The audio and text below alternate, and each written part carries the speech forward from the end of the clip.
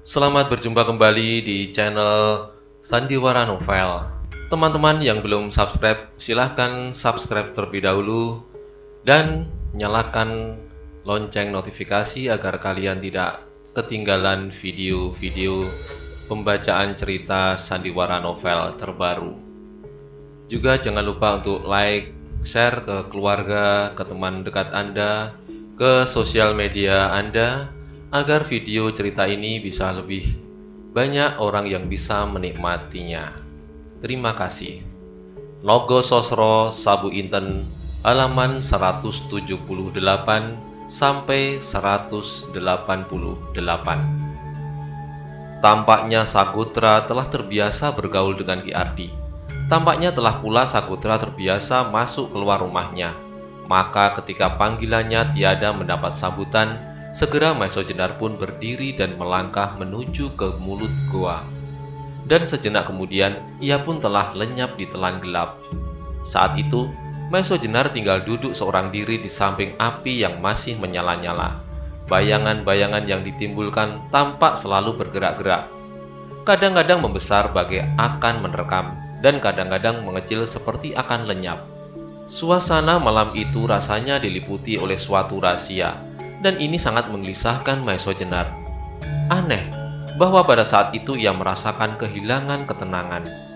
Sejenak kemudian, apa yang digelisahkan ternyata terjadi.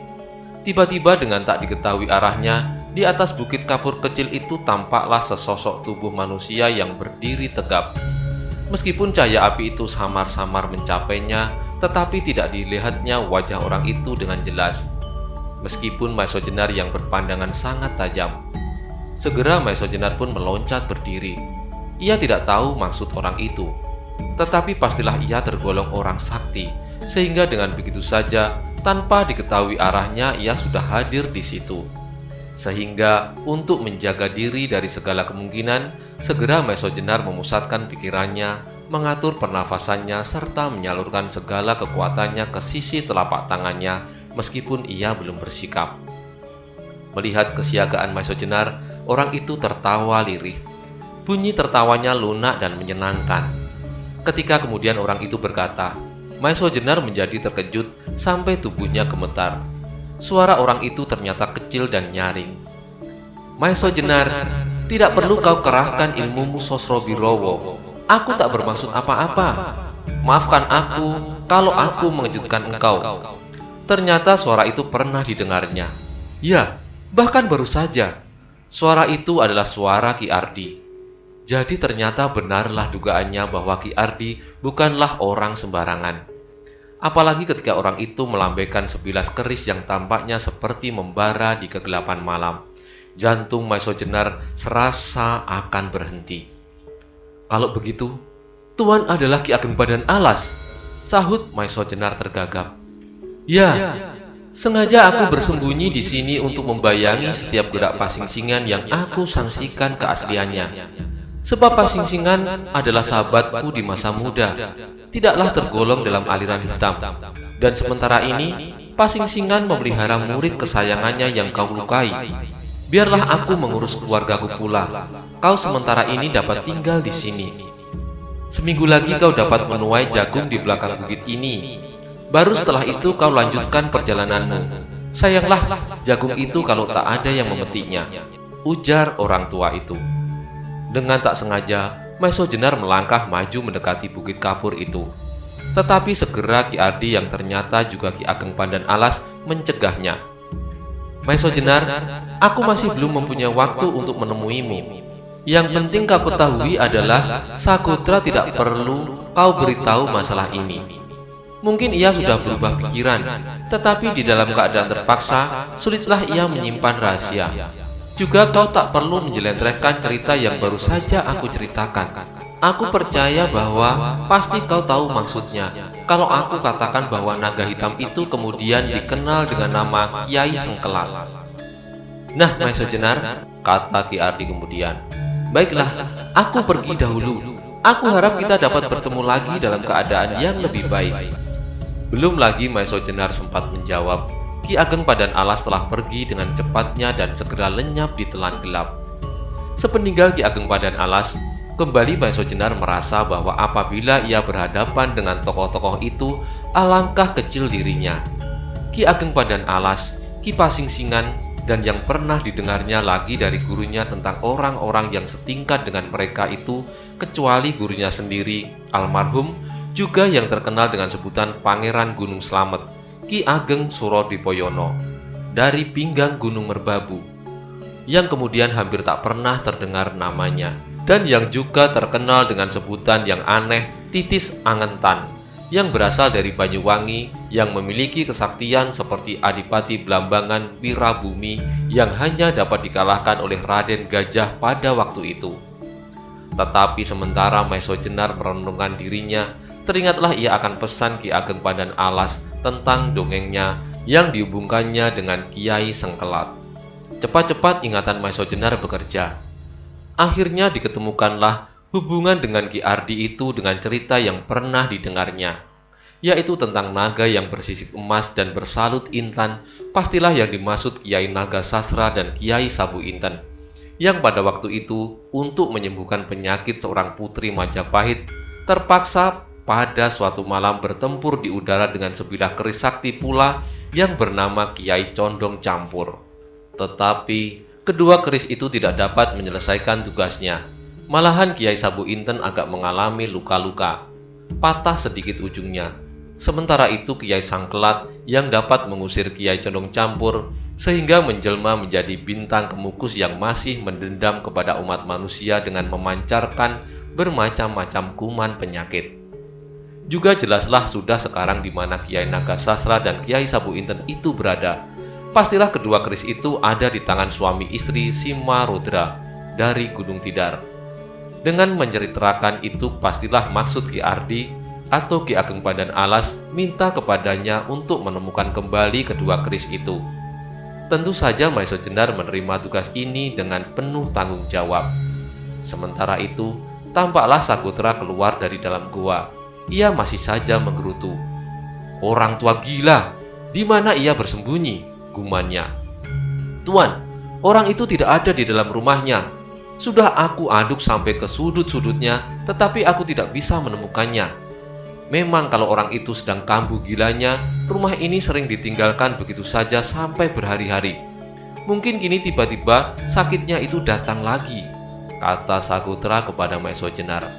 Rupanya Ki Ageng Pandan Alas merasa sayang pula pada tanaman-tanamannya kalau tak ada yang memetiknya. Tetapi karena menunggu jagung itulah maka Maeso Jenar terpaksa terikat dalam keadaan yang sulit. Pada hari pertama, Maeso Jenar memerlukan untuk mengenal seluruh daerah di sekitar Bukit Kapur itu. Benarlah kata Ki Ageng Pandan Alas bahwa di belakang bukit itu banyak terdapat tanaman jagung yang subur. Sedangkan agak ke samping sedikit terdapat sebuah belumbang yang berair jernih. Demikianlah Maeso Jenar berusaha untuk menyesuaikan diri dengan kehidupan Ki Ardi, merebus jagung dan membakar daging hasil buruan semalam. Kemudian mengelilingi tanaman jagung kalau-kalau diganggu burung, makan pagi, berburu dan seterusnya. Pada hari yang ke-8 ia telah mulai merasa jemu. Apalagi sebuah tugas yang besar, yaitu membebaskan keris Nogososro dan Sabu Inten masih menantinya. Tetapi meskipun demikian, disabarkan juga hatinya sebab jagung yang sudah mulai kuning itu 2 hari lagi pasti sudah masak untuk dipetiknya. Tetapi pada hari ke-9, terjadilah suatu hal yang dapat merubah rencananya. Pada hari itu Maeso Jenar sedang sibuk menyalakan api sebagaimana dilakukan tiap-tiap hari apabila malam tiba, seperti juga yang dilakukan oleh Ki Ardi. Tiba-tiba telinganya yang tajam menangkap suara beberapa orang yang dihanyutkan angin utara. Suara itu semakin lama semakin jelas, sehingga dapat diterka bahwa orang-orang itu sedang mendekatinya. Maeso Jenar tidak tahu siapakah kira-kira orang-orang yang datang itu. Untuk tidak menimbulkan hal-hal yang tidak dikehendaki, maka segera Maeso Jenar menyelinap masuk ke dalam gua. Dari sana, dari dalam gelap, ia dapat melihat siapakah mereka itu apabila mereka mendekati perapian. Benarlah dugaannya. Beberapa orang datang beriring-iringan mendekati perapian. Di muka sendiri berdiri seorang gagah tegap. Sedang di belakangnya berjalan seorang yang tinggi agak kekurus-kurusan. Di belakangnya lagi Berjalan seorang yang pendek, bulat, dan berkumis lebat. Di belakang mereka berjalan beberapa orang yang tampak garang-garang. Melihat orang yang berjalan paling depan, darah Maison Jenar berdegupan. Segera teringatlah ia akan wajah seseorang yang pernah dibinasakannya, yaitu Watu Gunung. Teringatlah Maison Jenar akan kata-kata Sakutra bahwa seorang saudara kembar Watu Gunung, yaitu Wadas Gunung, sedang mencarinya. Kalau demikian, pastilah orang yang berjalan paling depan itu Wadas Gunung. Sedangkan yang lain adalah sebagian dari rombongan gerombolan Lowo Ijo yang berjumlah 18 orang. Maison Jenar masih saja berdiri di dalam gelap. Kalau tidak perlu, ia akan menghindari bentrokan-bentrokan yang akan terjadi. Tiba-tiba orang yang pendek bulat itu berteriak dengan nyaringnya, "Ardi! Ki Ardi!" Maison Jenar jadi bimbang. Perlukah panggilan itu dijawab? Kalau demikian halnya, pastilah segera dikenal bahwa suaranya lain dengan suara Ki Ardi. Karena itu maka ia berdiam diri saja. Karena tidak mendapat jawaban, orang pendek itu mengulangi lagi teriaknya, "Ardi! Hai Ki Ardi! Jangan main-main. Kali ini waktu kami hanya sedikit. Kami hanya ingin beberapa ontong jagung untuk makan kami besok. Sesudah itu kami akan pergi." Kembali suara itu tidak mendapat jawaban. Orang tua gila, masih saja ia suka bermain gila dalam waktu yang begini. "Ki Ardi, kami sedang sibuk dengan tugas kami. Keluarlah, jangan bermain gila-gilaan selagi kami tergesa-gesa," teriak yang tinggi kurus itu kemudian. Juga teriakan ini lenyap di telan malam tanpa ada jawaban. Rupanya Wadas Gunung menjadi jengkel.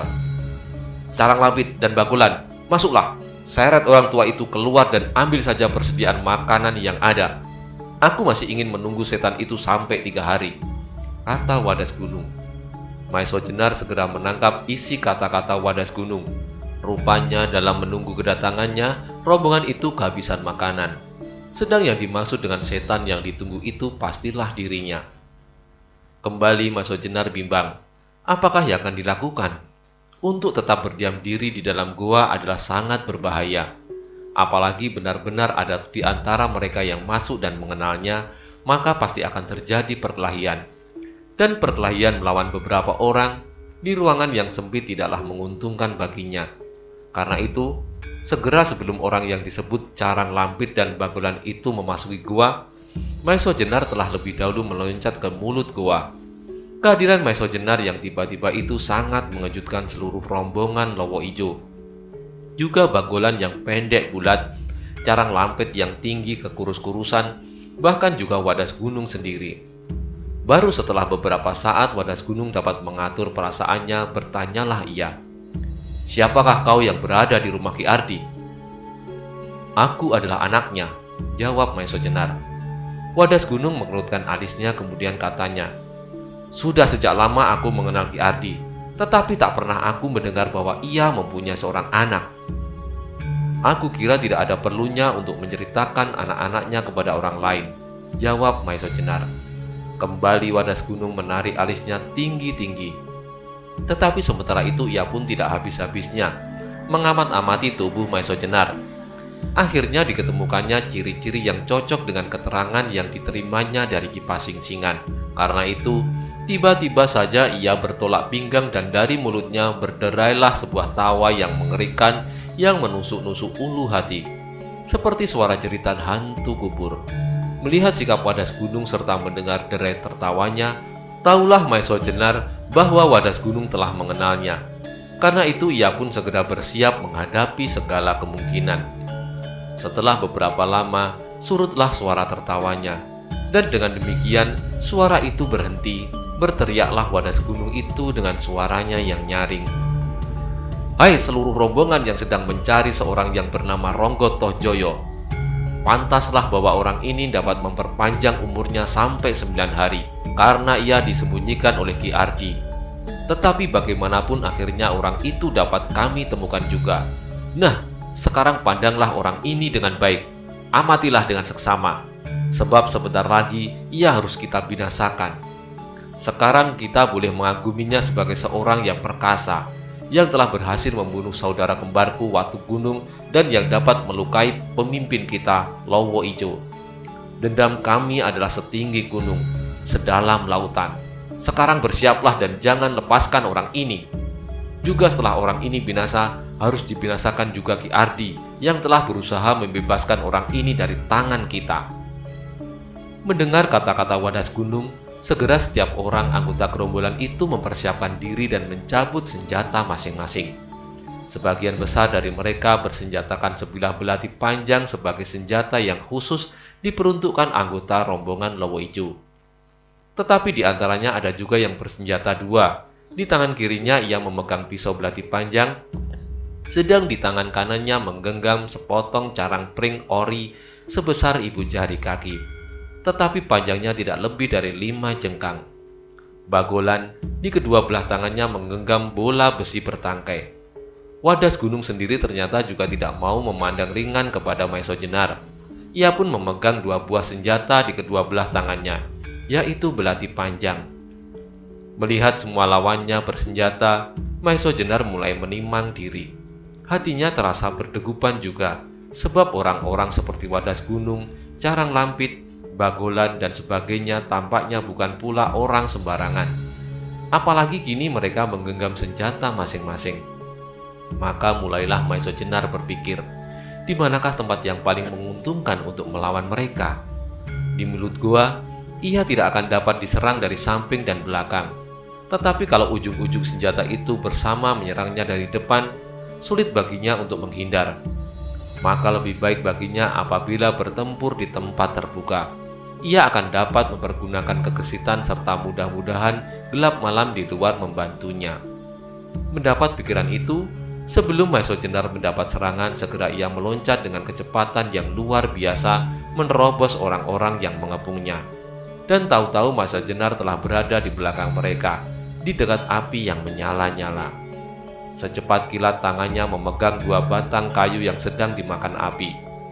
Dengan kedua batang cabang kayu sebesar lengan itulah ia siap menghadapi segala kemungkinan. Melihat kecepatan Maeso Jenar bergerak, hampir semua orang sangat heran sampai terdiam seperti patung. Dengan loncatan yang hampir tak dapat dilihat, kepungan mereka dengan begitu saja sudah dapat ditembus. Menyaksikan buruannya telah berada di luar jaring, Wadas Gunung menjadi marah sekali. Sehingga dengan teriakan keras ia memerintahkan kepada anak buahnya segera untuk mengepung kembali. Wadas Gunung sendiri bersama-sama Carang Lampit, Bagolan, Seco Ireng, Cemara Aking, dan Tembini langsung menyerang. Meski dikurangi Sagotra, 7 tokoh itu merupakan tenaga gabungan yang luar biasa kuatnya meskipun tidak lengkap. Senjata mereka tampak gemerlapan memenuhi udara dan seolah-olah bergulung-gulung melanda Maeso Jenar dengan dahsyatnya. Maeso Jenar segera melihat bahaya yang akan datang. Sudah pasti Maeso Jenar tidak akan dapat sekaligus menangkis serangan dari 6 orang yang mempunyai kekuatan yang cukup. Karena itu, Maeso Jenar mencari akal. Maka dengan tiba-tiba, tanpa diduga oleh seorang pun, Maeso Jenar dengan kedua cabang kayu di tangannya memukul api yang sedang menyala-nyala ke arah penyerang-penyerangnya. Segera bara-bara api itu, serta potongan-potongan kayu yang masih menyala bertebaran di udara dan mengarah kepada lawan-lawannya. Wadas Gunung beserta kawan-kawannya terkejut bukan alang kepalang. Sama sekali tak terlintas di dalam pikirannya bahwa serangan mereka akan mendapat sambutan begitu panas. Karena itu segera mereka sibuk menghindarkan diri dari serangan api. Mereka yang sempat menghindar segera berloncatan kian kemari, sedang mereka yang tidak lagi mempunyai kesempatan segera berusaha memukul api itu dengan senjata masing-masing. Melihat kebingungan itu, Maeso Jenar tidak menyia-nyiakan waktu. Segera ia meloncat serta memutar kedua potong kayunya, menyerang ke 6 orang yang masih belum sempat mempersiapkan diri. Serangannya ini ternyata mempunyai hasil yang cukup baik. Kayu di tangan kirinya dengan keras menyambar Cemara Aking. Melihat serangan yang datang tiba-tiba itu, Cemara Aking tidak sempat menghindar. Maka yang dapat dilakukan hanyalah menangkis serangan Maeso Jenar dengan kedua pisau belati panjangnya yang disilangkan di muka kepalanya. Tetapi pukulan Maeso Jenar demikian kerasnya sehingga tangan Cemara Aking tidak mampu untuk melawannya. ia tidak berhasil menghindarkan kepalanya dari benturan kayu Maesho Jenar. Segera pemandangannya menjadi kuning berputaran, serta kepalanya seolah-olah ditindih batu yang besar sekali. Cemara Aking terhuyung-huyung surut beberapa langkah ke belakang dan akhirnya ia terduduk lemah. Dalam saat yang bersamaan pula, tangan kanan Maesho Jenar sempat menyambar lambung Carang Lampit. Tetapi ternyata Carang Lampit mempunyai kekuatan yang cukup pula sehingga ia berhasil mengurangi tekanan serangan Maesho Jenar dengan carang orinya. Meskipun demikian, lambungnya terasa sakit bukan kepalang, dan dengan ini telah banyak mengurangi kebebasan geraknya. Melihat kedua kawannya dikenai dalam saat yang sangat singkat, Wadas Gunung menjadi bertambah marah. Di samping perasaan keheranan serta keseganan yang merambati hatinya, segera ia pun membuka sebuah serangan dengan menusuk dada Maesho Jenar. Maesho Jenar dengan gerakan yang sedikit saja, dengan menarik tubuhnya miring tanpa mengubah letak kakinya, telah dapat menghindari serangan Wadas Gunung. Malahan dengan tangan kirinya ia sempat menyodokkan batang kayunya ke perut lawannya. Melihat serangannya gagal, serta malahan mendapat serangan balasan, segera Wadas Gunung meloncat ke samping. Pada saat itu, serangan Tembini datang sangat mendadak dengan sebuah tombak terkait. Melihat kilatan senjata yang dengan cepatnya mengarah ke perutnya, Maesho Jenar agak terkejut. Rupanya Tembini yang masih muda ini mempunyai kegesitan yang luar biasa. Tetapi segera Maesho Jenar melihat kekurangan lawannya. Belum lagi ia yakin bahwa serangannya akan berhasil, ia sudah mempergunakan seluruh kekuatannya, sehingga ia tidak lagi mempunyai tenaga cadangan. Melihat hal itu, segera Maesho Jenar dengan sebagian besar kekuatannya menghantam mata tombak Tembini dengan kayunya, sehingga terjadilah suatu benturan yang dahsyat. Tangan Tembini bergetar hebat sampai terasa sakit, sedang tombaknya menancap ke kayu Maesho Jenar. Belum lagi Tembini sadar, Maesho Jenar telah merenggut kayunya sehingga terseretlah tombak Tembini itu dan terlepas dari tangannya. Tetapi belum lagi Maesho Jenar menangkap tombak pendek itu, Bagolan, orang yang pendek bulat dengan garangnya, meloncat sambil memutar bola besinya yang bertangkai. Maesho Jenar melihat serangan yang akan datang. Tangan kanannya yang memegang kayu di mana tombak Tembini menancap, pastilah belum dapat dipergunakan dengan baik. Maka sebelum Bagolan mencapai jarak yang cukup untuk mempergunakan senjatanya, Maesho Jenar dengan kekuatan yang hampir penuh melemparkan kayu di tangan kirinya ke arah Bagolan. Kayu itu meluncur dengan cepat, sehingga Bagolan tidak lagi dapat berbuat lain daripada menangkis serangan itu dengan kedua bola besinya. Tetapi serangan Maesho Jenar terlalu deras dan keras, maka ketika terjadi benturan yang hebat, salah satu bola besi Bagolan ikut serta terlempar bersama kayu Maesho Jenar, sehingga menimbulkan rasa nyeri yang tak terhingga pada telapak tangan Bagolan. Dengan demikian, maka terpaksalah ia mengurungkan serangannya dan berlari-lari mengambil bola besinya yang terjatuh.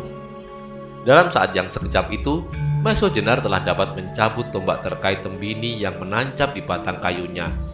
Mendapat senjata yang cukup baik itu, Maesho Jenar menjadi bertambah garang. Meskipun pada saat itu segera datang pula serangan Wadas Gunung dan Seco Ireng bersama-sama, tetapi serangan-serangan itu dapat pula satu demi satu dipunahkan. Demikianlah, pertempuran itu menjadi semakin dahsyat. Api yang dinyalakan Maesho Jenar sudah tidak lagi menyala. Hal ini sangat menguntungkan Maesho Jenar yang berpandangan tajam sekali. Ia melawan kerubutan itu dengan berloncatan ke sana kemari, menyusup di antara mereka dan kadang-kadang meloncat menjauh. Tetapi lawannya bukan orang-orang sembarangan. Ternyata Wadas Gunung mempunyai kecakapan sejajar dengan Watu Gunung, sedangkan Carang Lampit hanya sedikit berada di bawah Wadas Gunung. Untunglah orang ini telah dilukainya lebih dahulu sehingga geraknya tidaklah berbahaya sekali. Bagolan pun ternyata tidak kalah gesitnya dengan Gagak Bangah yang bersama-sama dengan Watu Gunung dulu mengerebutnya. Ditambah lagi dengan Seco Ireng, Tembini dan Cemara Aking yang baru dapat bergerak sedikit-sedikit saja karena kepalanya masih pening sekali. Di samping itu mereka masih mempunyai tenaga cadangan yang siap menyerangnya dari segala jurusan. Ketika pertempuran itu sedang berlangsung dengan dahsyatnya, di mana masing-masing pihak berusaha untuk mengalahkan lawannya, maka di sebelah timur membayanglah warna fajar. Langit yang kelam menjadi kemerah-merahan, sedangkan bintang fajar memancar dengan cemerlangnya. Melihat cahaya merah itu, hati Maesho Jenar menjadi berdebar-debar. Apabila sebentar lagi langit menjadi terang, akan sulitlah kedudukannya. Apalagi sampai saat itu saja sudah terasa bahwa tenaganya sebagai manusia biasa adalah sangat terbatas. Melawan 6 orang cukup kuat, ditambah lagi yang lain-lain yang telah pula mulai bergerak mengeroyoknya adalah suatu pekerjaan yang barangkali di luar kemampuan tenaganya yang biasa. Tekanan yang kuat dari wadas gunung, serangan yang tiba-tiba dari Tembini yang telah bersenjatakan pisau belati panjang, gempuran-gempuran bola bertangkai bagolan, sambaran-sambaran carang ori yang tidak kalah berbahayanya, serta tusukan-tusukan parang seco ireng yang dahsyat adalah bahaya-bahaya yang setiap saat dapat merenggut jiwanya. Dalam keadaan gelap, mereka masih agak ragu-ragu mempergunakan senjata itu, sebab Maesho Jenar selalu berusaha untuk membelit lawan-lawannya. Tetapi kalau matahari sudah terbit, akan berbedalah keadaannya. Mungkin ia tak akan mampu melawan sampai tengah hari saja. Karena itu, mengingat keselamatan diri, tugas yang masih harus diselesaikan serta pertimbangan yang sebaik-baiknya adalah membinasakan gerombolan hitam itu. Terlintas dalam pikiran Maesho Jenar untuk segera menyelesaikan pertempuran ini sebelum fajar. Adapun cara satu-satunya adalah dengan mempergunakan ilmunya Sosro Birowo di sisi telapak tangan kanannya, digabungkan dengan kemahirannya mempergunakan segala macam senjata dengan tangan kirinya. Dan untunglah pada saat itu ia memegang sebuah tombak berkait. Dengan mempergunakan gabungan kedua macam kekuatan itu, ia perhitungkan bahwa ia akan dapat mengakhiri pertempuran sebelum cahaya matahari yang pertama. Tetapi, belum lagi ia melaksanakan maksudnya, tiba-tiba terjadilah suatu hal yang sangat mengejutkan dan tak terduga-duga. Pada saat itu, pada saat pengikut Lowo Ijo siap untuk menyerang Maesho Jenar bersama-sama, terjunlah seseorang ke kancah pertempuran. Meskipun Maesho Jenar tidak berkesempatan untuk mengenal orang baru itu dengan seksama, tetapi sepintas ia melihat bahwa orang itu berperawakan sedang, serta bersenjatakan sebuah kapak sangat besar. Tampaknya ia tidak begitu lincah, tetapi mendengar desing ayunan kapaknya dapat diduga betapa besar tenaganya. Dengan kekuatan yang luar biasa, ia memutar kapaknya dan langsung menyerang pengikut-pengikut wadas gunung. Sejenak kemudian terjadilah dua lingkaran pertempuran yang amat dahsyat. Dengan hadirnya orang baru yang masih belum sempat dikenalnya, Maesho Jenar merasa bahwa pekerjaannya menjadi berkurang. Sebab mau tidak mau perhatian wadas gunung sebagai pemimpin rombongan menjadi terpecah, sehingga ia tidak lagi dengan sepenuhnya mengadakan tekanan kepada Maesho Jenar. Apalagi ternyata luka di lambung Carang Lampit tidak dapat dianggap ringan. Di arah luka itu terasa makin lama semakin sakit. Karena itu gerakan-gerakannya menjadi semakin lemah dan hampir tak berarti. Demikian juga keadaan Cemara Aking. Di dalam dua lingkaran pertempuran itu, Maesho Jenar harus melawan tokoh-tokoh gerombolan Lowo Ijo yang sudah tidak begitu penuh lagi kekuatannya. Sedang anggota-anggota gerombolan itu terpaksa tidak dapat turut serta mengeroyok Maesho Jenar, sebab mereka harus melayani pendatang baru yang dengan garangnya menghantam mereka dengan kapaknya. Mengalami perubahan keadaan ini, Maesho Jenar pun merasa masih belum waktunya mempergunakan ilmunya Sosro Birowo, sebab ia merasa bahwa bersama dengan orang baru itu, ia akan dapat mematahkan kekuatan wadas gunung. Perhitungan Maesho Jenar memanglah tepat. Meskipun orang baru itu tidak begitu lincah, tetapi tiba-tiba sambaran kapaknya selalu diikuti dengan berdesingnya angin maut. Anggota-anggota gerombolan Lowo Ijo yang mencoba menangkis ayunan kapak itu, senjatanya terlepas dan terpatahkan. Melihat keadaan itu, wadas gunung menjadi marah sekali. Tetapi ia tidak dapat meninggalkan Maesho Jenar yang bagaimanapun dirasakan lebih berbahaya. Apalagi kepadanya lah ia menyimpan dendam. Karena itu dengan teriakan nyaring ia memberitakan Bagolan untuk melawan orang berkapak itu. Mendengar perintah wadas gunung, segera Bagolan dengan loncatan panjang meninggalkan gelanggang dan segera terjun ke lingkaran pertempuran lain. Ternyata Bagolan pun mempunyai tenaga raksasa, sehingga dalam pertempurannya melawan orang berkapak itu seringkali terjadi benturan-benturan dahsyat antara bola besi bertangkai dengan kapak raksasa itu. Bagaimanapun perkasanya orang berkapak itu, ketika ia harus melawan keroyokan yang sedemikian banyaknya ditambah lagi dengan seorang tokoh seperti Bagolan, akhirnya tampak juga bahwa ia agak terdesak. Sebaliknya Maesho Jenar yang lawannya berkurang lagi seorang menjadi semakin leluasa bergerak. Tetapi dalam pada itu, segera ia melihat kerepotan orang yang bersenjatakan kapak itu. Maka segera ia pun menjadi cemas. Meskipun ia sama sekali belum mengenalnya, tetapi pada saat ia melibatkan diri dalam pertempuran itu adalah sangat menguntungkannya. Karena itu, ia tidak dapat membiarkan saja ketika ia melihat orang berkapak itu terdesak.